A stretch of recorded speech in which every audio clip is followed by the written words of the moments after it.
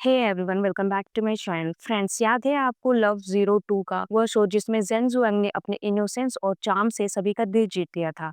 उस वक्त वो अपने करियर का गोल्डन फेज में थी। सभी उन्हें नेशनल लिटिल सिस्टर कहकर बुलाते थे, लेकिन आज उनका नाम एक और वजह से न्यूज में आता है।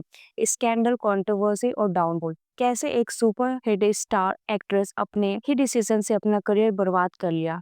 आज के इस वीडियो में हम आपको बताएंगे जेंग जुआंग की शॉकिंग कहानी, rise and fall of super star. तो चलिए शुरू करते हैं। 1991 में शंघाई, चाइना में पैदा हुई जेंग जुआंग छोटी सी एज से ही एक्टिंग के सपने देखती थी। इस सपने को पूरा करने के लिए उन्होंने एडमिशन लिया प्रेस्टिजियस बीजिंग फिल्म इंडस्ट्री में। 2009 में उनकी जिंदगी बदल गई जब उन्होंने ड्रामा मेट्रो शावर मिला, जो एक एडेप्टेशन था super hit boys over flower का। इस शो में उन्होंने रोल प्ले किया था चुंग यशुंग का रोल, एक इनोसेंट और स्वीट कैरेक्टर जिसमें उन्होंने देश भर की पहचान दिलाई। उसके बाद तो उन्होंने पीछे मुड़कर नहीं देखा। Love zero two, chronicle of life जैसे हिट शो में उन्होंने अपनी जगह बनाई। मिड 20s तक जंग टॉप ब्रांड की फेवरेट बन चुकी थी, अवार्ड्स जीत रही थी और रेड कार्पेट की जान थी।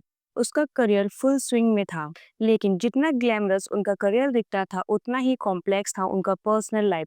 सबसे पहले उन्होंने ओपनली कन्फेस किया कि उन्होंने प्लास्टिक सर्जरी करवाई है। नॉर्मली चाइना में एक्टर ऐसे बातें छुपाते हैं, लेकिन जैंग की इस कन्फेशन में उनकी इमेज पर दाग लग गया। सेट्स पर उनका अनप्रिडिक्टेबल बिहेवियर, इंटरव्यू में उनकी ऑकवर्डनेस और कभी कभी उनका गुस्से में चले जाना, यह सब मीडिया की हेडलाइन बन गया।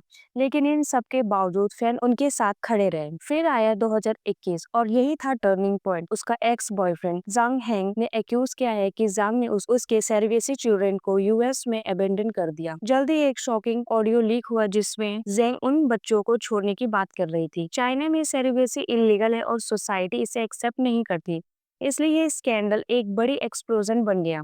नेटिजन ने उन्हें इरिस्पॉन्सिबल और अनएथिकल कहकर ट्रोल किया। रिपोर्ट्स यह भी कहते हैं कि उनके पेरेंट्स, जो उनके करियर और फाइनेंस हैंडल करते हैं, उन्हें गलत डिसीजन लेने पर फोर्स करते थे।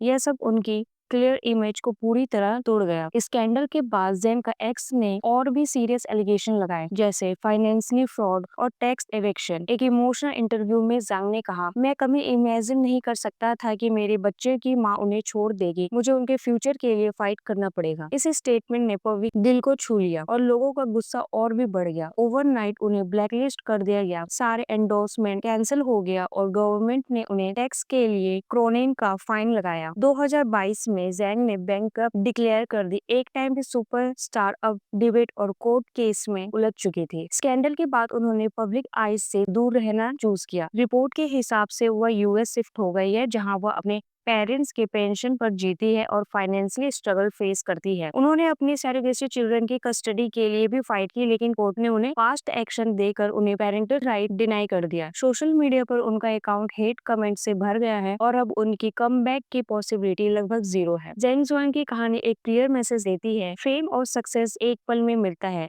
लेकिन अगर आप गलत डिसीजन लेते हो तो सब कुछ एक पल में खत्म भी हो सकता है।